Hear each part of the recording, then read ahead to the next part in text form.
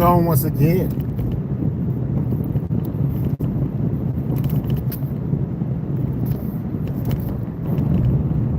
yo, back once again on my way to the crib. After work, man. It's so beautiful outside. 75 degrees, sunny, positive. You gotta, we had such a long, cold, arduous, frozen winter. It feels good for the weather to finally be breaking. Gives you a sense of calm. It gives you a sense of excitement.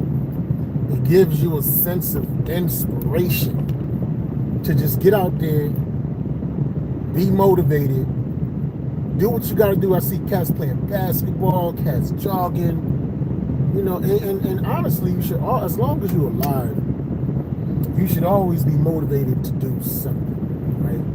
But there's just something a little different about when the sun is out. It's just giving us that direct warmth and energy, and it's bright, and you can see everything.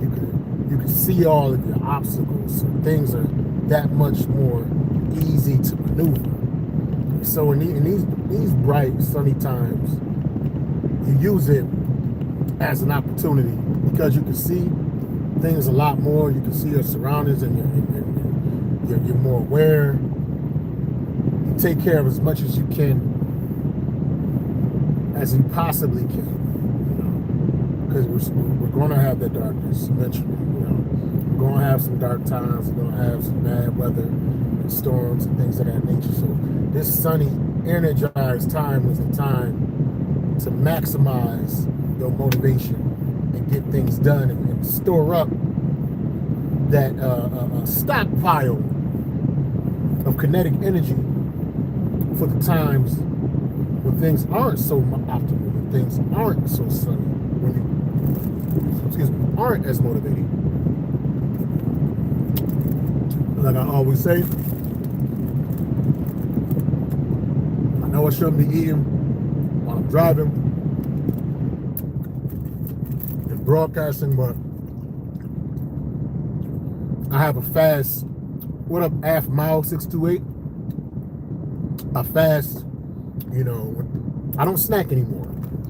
I eat what I eat for whatever period that I'm eating, and then once I'm done eating, there's no more eating or no more consumption. Only water and coffee, or stuff with zero sugar, and until for like at least 4 hours.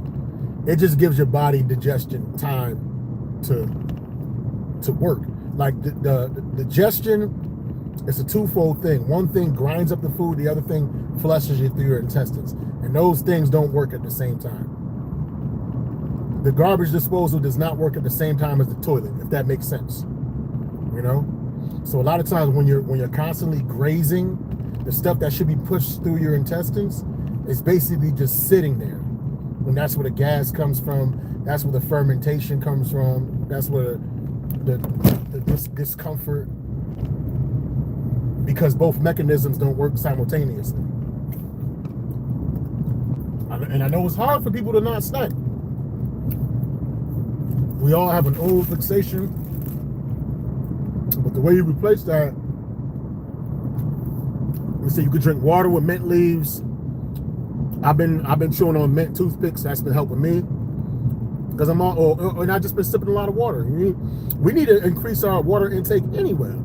So whenever you have those snacking cravings, a lot of times you're not even hungry. Your body is just craving hydration. But we're just so used to eating whenever we get that feeling, that's what we do.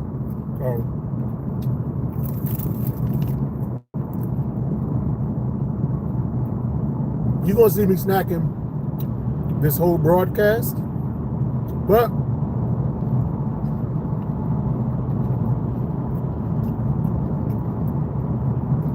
that's a good grade. I would try my best not to talk while eating. I'm either chewing and consuming, or I'm speaking. I'm not doing both at the same time, because that way you will spit, possibly choke. Last thing I'm going to do is choke while I'm on the highway on my way home from work. So it's one or the other. I got a new joke that I've been working on, but I don't quite want to do that yet. You see the name of this podcast. It says, if there's no resistance, there's no progress. When you're lifting weights and you're motivated, like say you bench pressing and you're doing curls, the first few is easy. Bam, bam, 1, 2, 3, 4, 5, whatever. That's easy, but you're not really building up muscle or anything because you're doing something that your body's used to doing, you know? You don't start building your muscle, you don't start getting stronger. You see that? When you start to get to that rep, and your arms start getting kind of shaky and it gets kind of hard and difficult to curl that bar, or to push that bar up, to curl that dumbbell, I'm sorry, or push that bar up, that's the resistance. When you fight through that resistance, that's when the strength happens. That's when you start to get stronger. You have resistance twofold, naturally. One, if you're trying to do something that's dangerous, that's not good for you, your body will naturally resist it. Your body will naturally resist it. But a lot of times, because it wants to be safe. But on the flip side, when you're doing something good for yourself, like eating better, fasting more, your body also tries to resist that too, because your body's in a constant state, trying to be in a state of comfort and homeostasis. But the thing is, too much comfort, it just leads to atrophy. It's like letting a car just sit in its place, man. A new car, you gotta move it around, you gotta rent it a little bit, or it's gonna get rusty. I think the same thing can be said on the road to success. If nobody's really trying to impede your progress,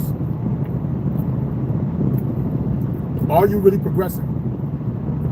Now, being impeded, I think it takes it's many forms.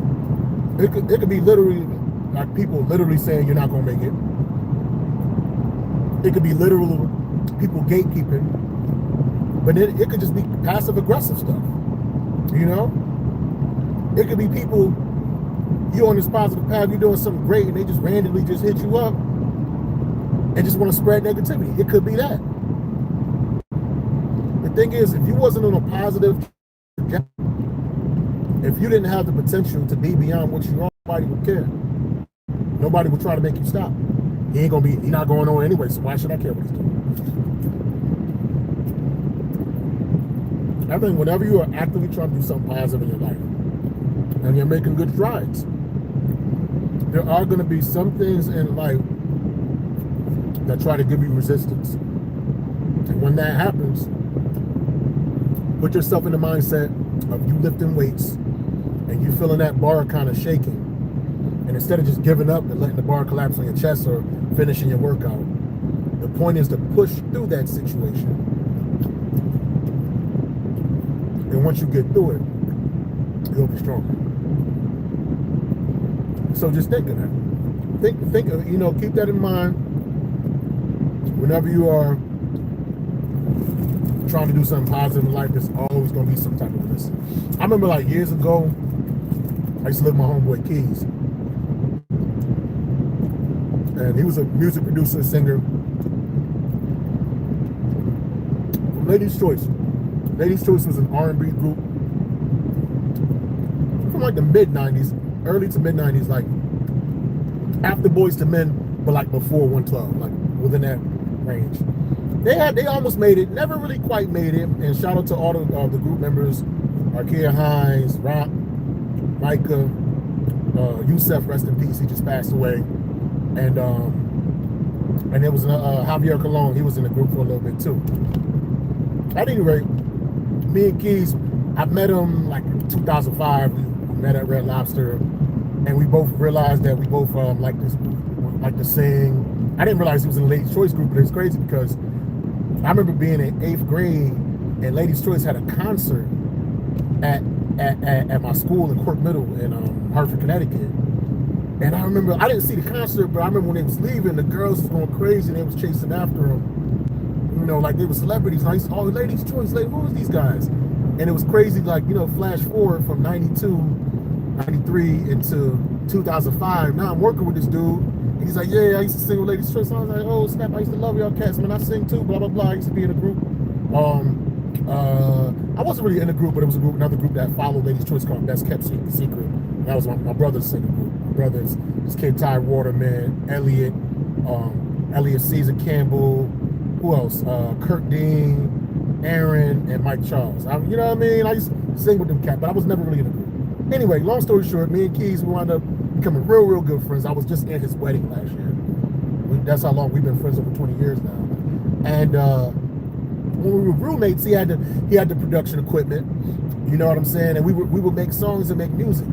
At the time, I was dating this Puerto Rican chick. I ain't gonna say the name, but big old booty, sexy. We used to work together or whatever. And she would always be over the crib. The crazy thing is, whenever I was trying to do something positive, like at the time, I used to do a lot of the club photos, take the photos in the clubs at night. So I remember one time what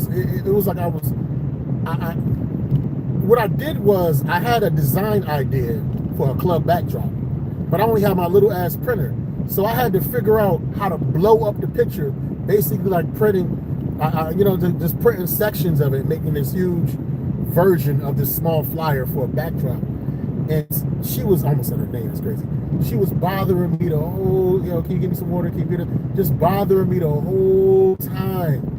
That was the resistance. I was supposed to fight through that, get the project done, but she was the resistance in between that. But I got the project done, so I fucked with that. But the other time with me and Keys, we was working on a song. She was in my room. I had video games. I had food for her, a computer. I had cable. We had all the channels. She had every entertainment thing that she could possibly use.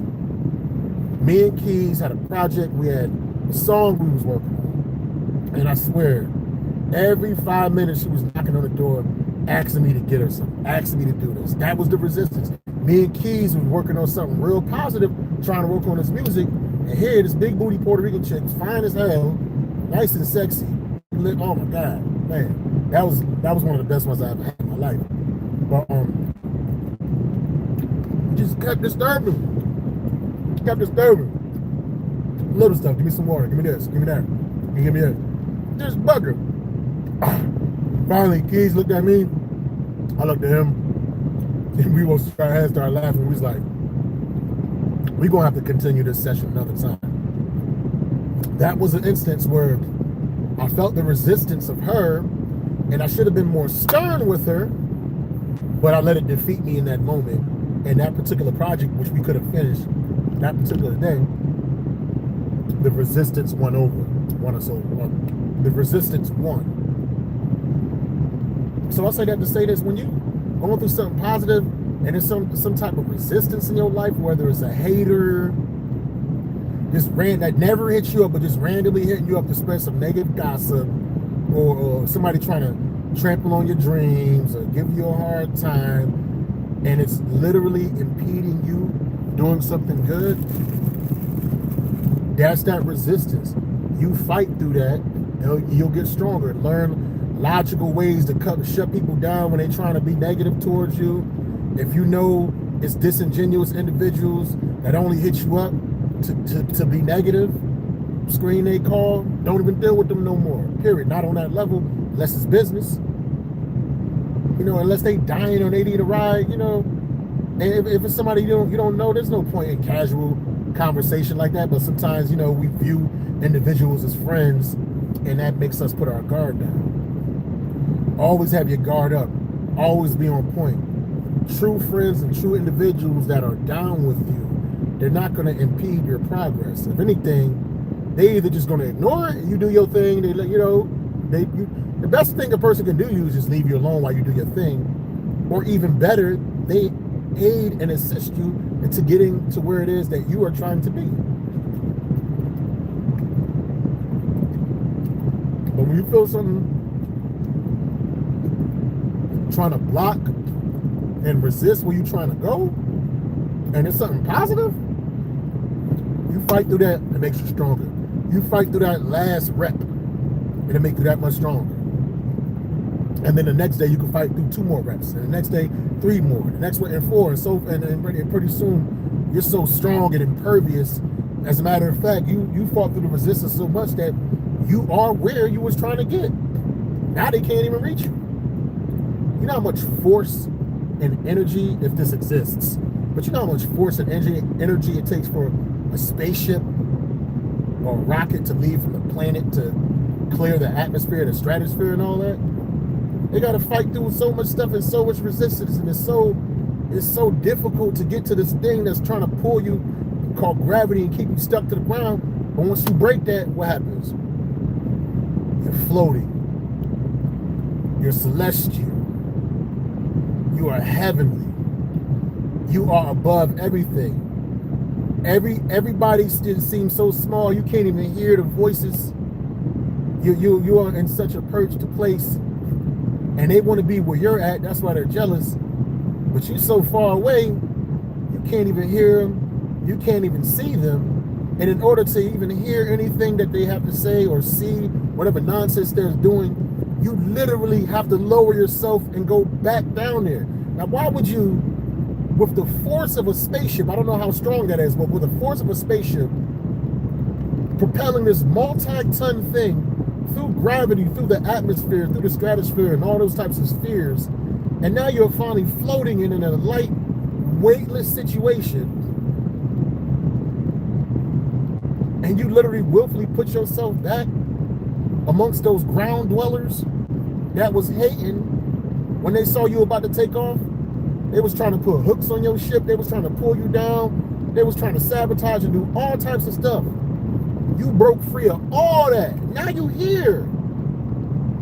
You put yourself there so you don't got to deal with those individuals that try to keep you down. Now, there are other individuals that are sincere and you know, they really respect and appreciate you, and they probably help you get to the place of weightlessness that you're in. If they seek help, it's only right that you reach back and help those individuals. You know, but in the midst of doing that, you're gonna have a lot of them crabs in the barrel trying to pull everybody else down. So there's always gonna be some type of resistance. If there's no resistance, there's no progress. If there's nothing stopping you or trying to impede you, you're not going anywhere. If you stand still, nothing impedes you because you're not going anywhere. So just always realize and recognize when there is resistance, especially when you're doing something that's good and beneficial for yourself, that can help you and your family and those around you, and actually make the world a better place, and something is impeding you and trying to put you in a negative mindset to not achieve those things that you're trying to do, you're on the right path, man. Just keep that in perspective. Sometimes people think they're sabotaging you or doing a disservice by trying to impede wherever it is, or trying to discourage your growth. But they're actually doing you a service. Because if you didn't know if you were doing the right thing or not, with the positive path that you're choosing to go on, the productive path that you choose to be on, they are the literal litmus paper verifying that you're doing the right thing. All right, you got litmus paper, you put it in different liquids, it changes color to determine what type of liquid that is. It is an indicator. Oh, this has I'm trying to think of some stuff. This has mercury in it. This has E. coli in it. Whatever, you know what I mean? This has more alkaline. This has more of a base. People don't realize they are literal, the way they act towards you, they are literally the litmus paper verifying that you're doing the right thing and on the right path. They don't realize. If they never said that, if they never gave you no resistance, you probably wouldn't even know if you was doing the right thing or not.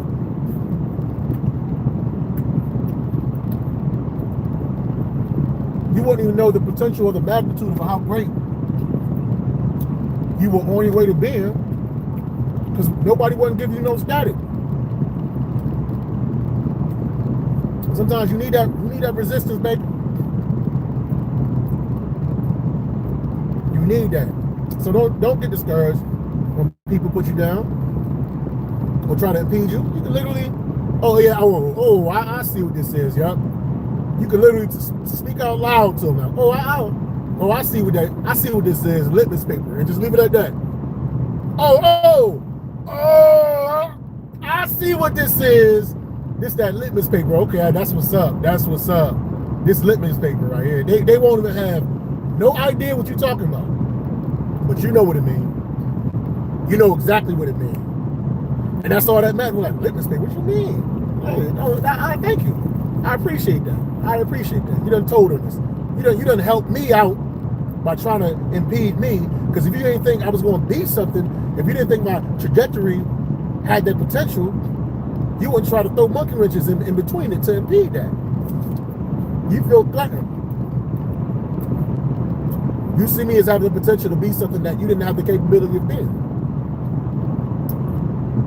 So now since you relegated to the ground, you're going to try your tactics to make me be in the same boat as you. No. You trying to impede me is my muscles shaking, trying to push up that arm bar, letting me know if I fight through and get a couple of more reps in, I'm going to be that much stronger, and I am on the right path. Thank you for being the litmus paper, letting me know that. Everybody could be used for your own benefit. Even if they think they're doing you harm and a disservice. They don't even realize when you put things in the proper perspective, you can still use them for your benefit. That's what individuals don't understand. You know how many people got successful just to spite individuals that were trying to stop them? If they wasn't trying to be so negative towards them, maybe that person wouldn't be as successful.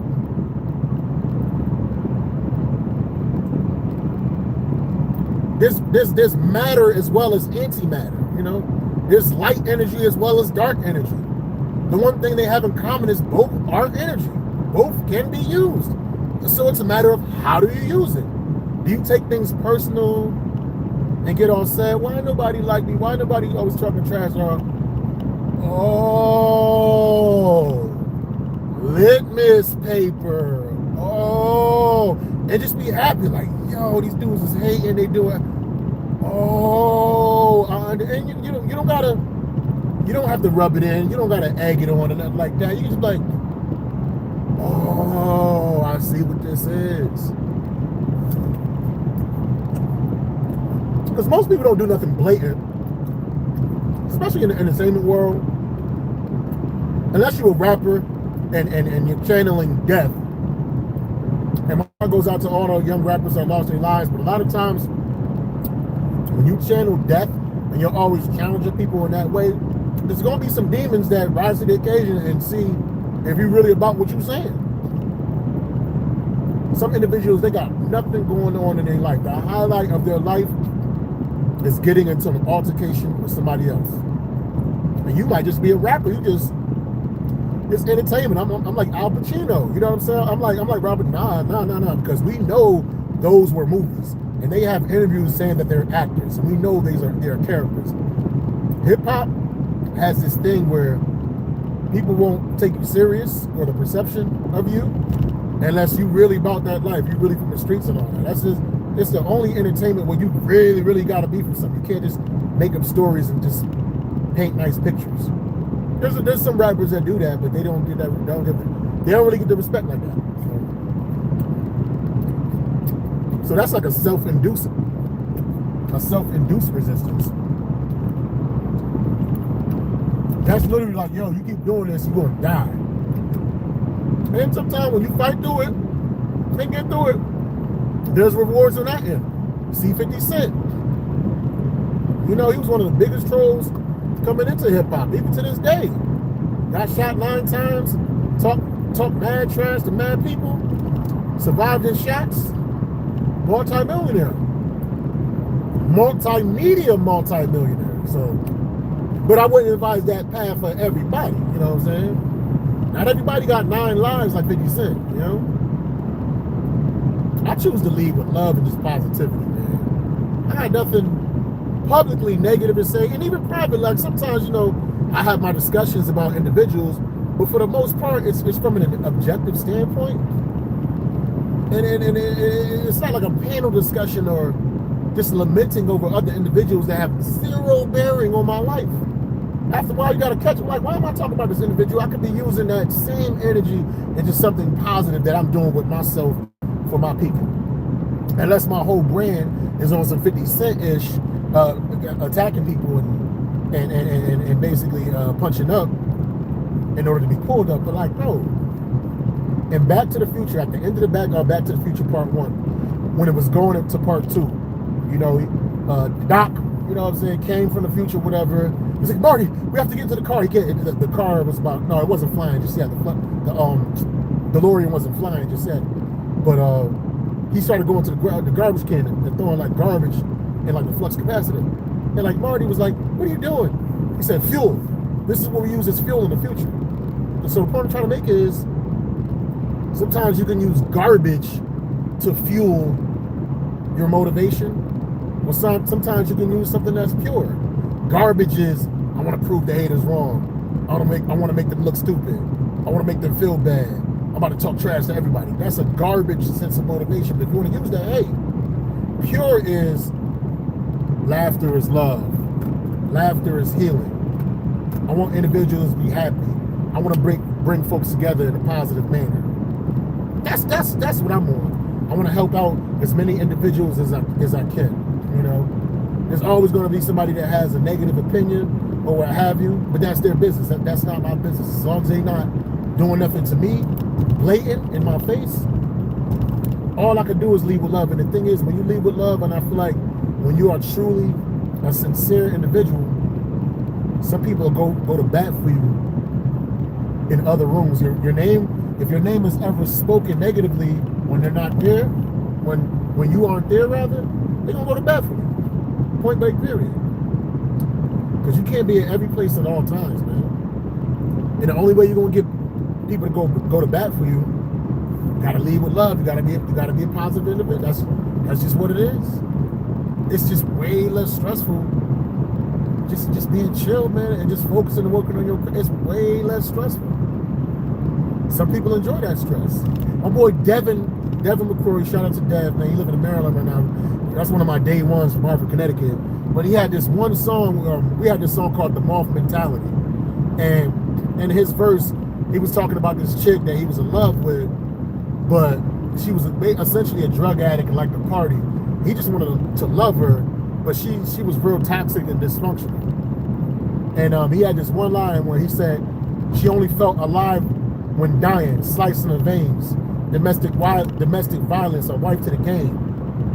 So some people only feel alive when they're doing something to put themselves in harm and harming other people and harming themselves. That's garbage motivation. Nah, man. I can't get with that. Nope. When like I said, when there is resistance, when you're trying to do something good for yourself, that means you're progressing. You got to push through that resistance to become even stronger. Don't we want to get stronger? Don't we want to be more elevated? Don't we want to be just less stressed? That's a choice. You can choose to have that. You don't got to entertain negativity. Not the way that they want you to. They hit you up, yo, man, your comedy sucks. Like, hey, that's cool. Some people like it. You're entitled to that opinion. You know, I'll get you with the next joke. Or maybe you just don't like it at all. That's cool. You don't got to watch me no more. That's okay. I didn't ask for your unsolicited opinion. But that's fine. You know what I'm saying? Maybe I got to go and listen to it. Maybe I got to tweak something and work on it. Maybe you saying that as the litmus paper for me to make my jokes even better so I can get more of a broad audience. I'm not going to take offense to it. That's all good. You know? Your comedy suck, yeah, but I got paid $500 for 30 minutes. So that person thought it was dope. You know? You got to let it, stoicism, man. Life is not something that's happening to us. Life is an experience. We're going to go into these jokes, though. I got this new joke, man. Real quick, it's just a concept. I don't believe in death. I don't believe in death in a traditional sense. Yes, I know we pass away, but all the atoms that compose us, they say the atoms are as old as the universe. So when you die, you turn to dust, and everything dissipates. Your atoms definitely occupy and go into something else and becomes something else, man. And that's the thing, like what if your atoms regenerate and then you become a fly in the next existence, man? They say we always have deja vu, like we can always sometimes recall our prior existence because our atoms were here eternally. So there's some type of ethereal memory. I really do believe that. But I think one of the universe's greatest gifts that is given to us is taking away our memory, man. Because if we can remember our past lives when we transform, sometimes that'll be some depression-ish, man. What if you had just a great life, you know what I'm saying? You're not a CEO, but you know you're making a real good salary, you know, in IT and something like that. You got an Android credit score, you got like a big booty wife, you got 2 kids, you live in a cul-de-sac. Everything's going well, and then when you pass on, you became a fly, but you still remember that? Like, oh snap, I'm a fly. What exactly happened? I used to have an 800 credit score. I had a big booty wife. 2 beautiful kids. I lived in a cul-de-sac. I was employee of the month. Oh God. Now you have to. Oh God. I'm only gonna live for about 2 days. The frogs are trying to eat me.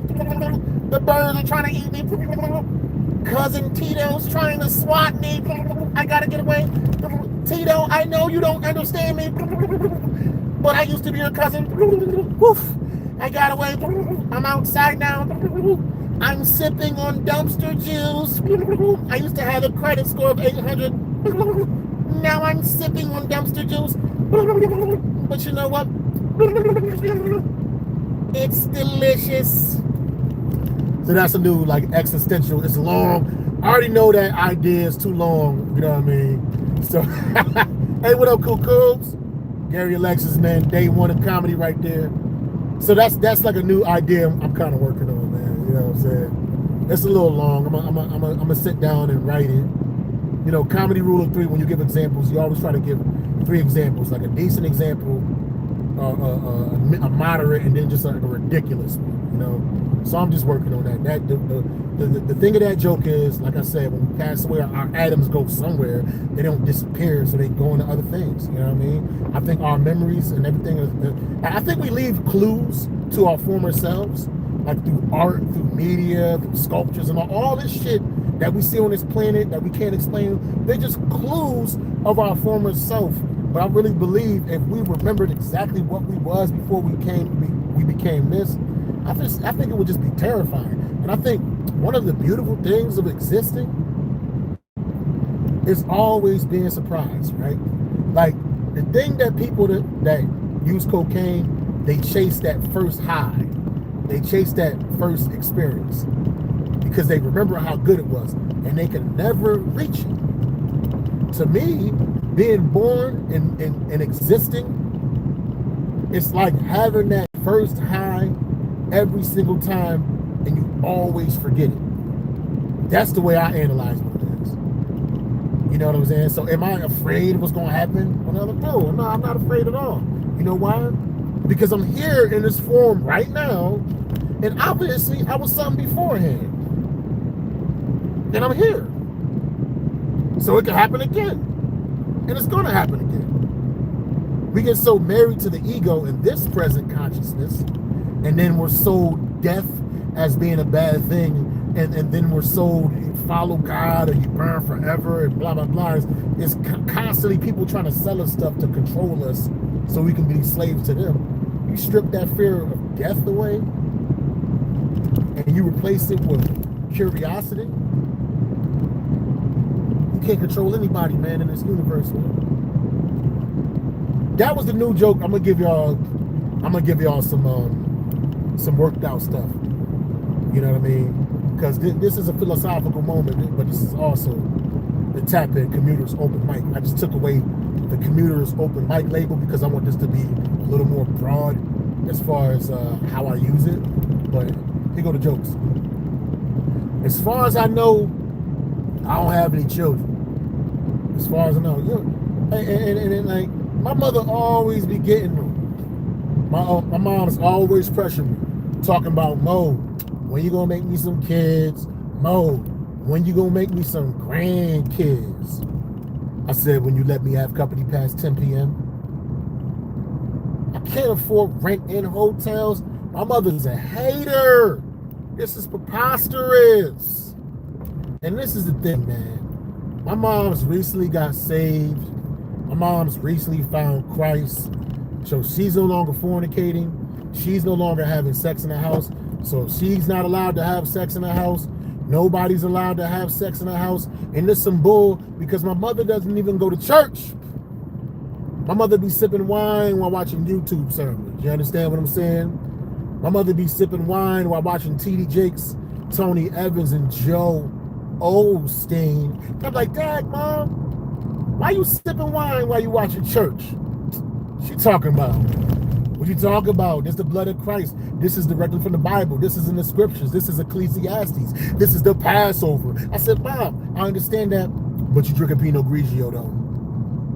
It's the wrong color. And bad enough, it's not even the bottle Pinot Grigio. It's the box Pinot Grigio. That Franzia, you know what I'm saying? With the plastic bag on the inside, the spigot on the outside.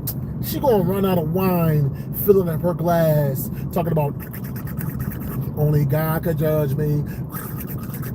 God is my only judge. That's the wine spigot sound. That's also the sound that you fellas should be making when you properly pleasing your lady. My mother's ministry is preventing me from getting hoes. My mom's ministry is cock blocking. She could be at the pearly gates right now, and the Lord would be like, Mrs. Scott, what did you do to deserve to get into the kingdom of heaven? I blocked my son from having over 1,000 thoughts. Let me through the pearly gates, boo-boo. And I better get the big cloud on the west wing, extra puffy, extra fluffy, with the Netflix included. Yo, I've been doing sound effects. He said, how you get the sound, how you make those sound effects? I've been doing sound effects for my whole life, man. With the Netflix included. You can't have heaven unless you got Netflix. It's in the clouds, man. Nah, that's not the reason why I don't have no kids. The real reason why I have kids is every time I get lucky and have sex with a woman, you know what I'm saying? The next day, I cook my lady a nice little breakfast, and then when she's not paying attention, I put a Plan B pill in her coffee. You know what I'm saying? With Bill Cosby like accuracy. Dogs. Steph Curry like form. Look at the flick of the wrist. Look at the flick of the wrist. And now my homeboy was like, yo, you stupid as fuck. Why don't you just use a condom? I said, because she going to notice the rubber floating in the cup, you dumb motherfucker. We know for a fact coffee does not dissolve condoms. I tried it with my ex. I almost choked that motherfucker to death, man. She was choking on a Trojan in her Folgers. Choking on a Trojan in her Folgers. Choking on a Trojan in her Folgers. Choking on a Trojan, choking on a Trojan in her Folgers. See, later on, y'all heard that little song. I like how that sound. Y'all gonna be singing it randomly later on. Y'all gonna be like, choking on a Trojan in her Folgers. Choking on a Trojan in her Folgers. Choking on a Trojan, choking on a Trojan in her Folgers. That's what y'all gonna be singing next time, man. I do need to have some children, though. I really do, man. as far as we know, until Elon Musk makes the proper nanotechnology to make us immortal, that's the only way we live forever, man. And if I have some kids, man, I gotta go to Africa. I gotta go to the motherland to have myself a child with a beautiful African sister. You wanna know the main reason, man? Because the infomercials in the 80s and the 90s, and Sally Struthers told me it only costs 25 cents a day to raise a healthy African black baby, man. That's only $7.50 per month. I can afford that. I pay more for Disney Plus, and I don't even watch it. Just like how I'm not gonna watch that baby, because my dad never watched me. I'm following in my father's footsteps, which happen to be not so big. He's only 5'6". He has very little shoes. Now, before I got my lady, you know, I was real bitter, man. I wasn't the happiest of campers in the dating world. Used to listen to a lot of Kevin Samuels. So it had me feeling myself a little bit, man. And I came up with this dating philosophy. You either adore me or ignore me. Nothing in between. Fellas that's watching this, this is a dating mantra that you should adhere to, man. When a woman is really into you, she will be into you from day one, all in. If she's not giving you all in day one, let it go. Work on yourself. The problem is I'm pot-bellied, I'm bald-headed, I'm unachieved, unaccomplished, 47 years old. So with that mindset, I probably was going to be single for the rest of my life. Luckily, I finally got myself a woman, man. She's insane, I'm terrible. But before I got my lady, my mindset was, listen, you still got to shoot your shot. That's exactly what I did, man. It was after the comedy show. I saw this beautiful chocolate sister, conservatively dressed, sitting at the bar, sipping on a martini. I approached her gingerly and I asked her, I said, ma'am, I think you're gorgeous, and I would love to take you out sometime if that's okay with you. She was like, you know, that's all well and good, but you know, I just gave my life to Christ and I'll only be dealing with a preacher or a pastor. I said, you'll only be dealing with a preacher? She was like, yep. I said, you'll only be dealing with a pastor? She was like, yep. I said, well, you know what? You came to the right place. I was looking at you. You was looking real beautiful, like a sexy chocolate Kim Kardashian. I'm going to take you to breakfast, take you to lunch. I'm going to take you to dinner. I'm going to buy you those red shoes, that spaghetti strap dress, that Chanel perfume. The only stipulation, we got to go to the hotel and have some consummation, but we're not yet married, so it's really fornication. And if you have a baby, if you get pregnant, I'm going to catch the Holy Ghost. Or did I say ghost? I meant ghost literally, because I'm not going to be in that child life. My daddy wasn't there for me, so I'm not going to be there for that kid. I'm following in my father's footsteps. Yeah, yeah, yeah. That's all I'm giving y'all for this evening. I always like hanging out with you individuals. I always like performing. I always like dropping that science, man. Like, share, subscribe, and I'll be back tomorrow, 4:30 Eastern Standard Time. Like I always tell up and coming young comics, man, there is no such thing as writer's block. If you feel like you have writer's block, that is the universe's way of telling you that the comedy guys' way of telling you that they gave you enough, and now it's up for you to work out the stuff that they already gave you. And on top of that, young comedians, stay away from the drama, stay away from the negativity, and only focus on your craft. Lead with love. I'm out. Peace.